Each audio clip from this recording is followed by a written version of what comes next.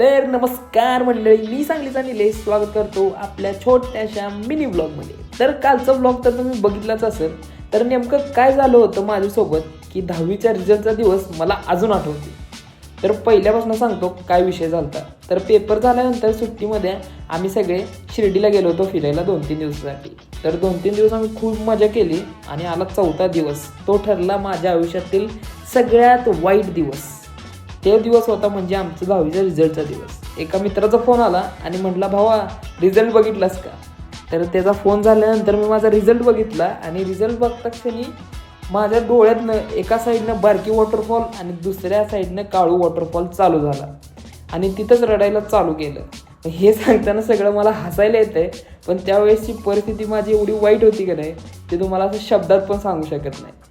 पण मला यातनं एवढंच सांगायचं आहे, वाया घालवू नका. एकदा का वेळ गेली की ती परत येत नाही, परत येतं फक्त रडायला.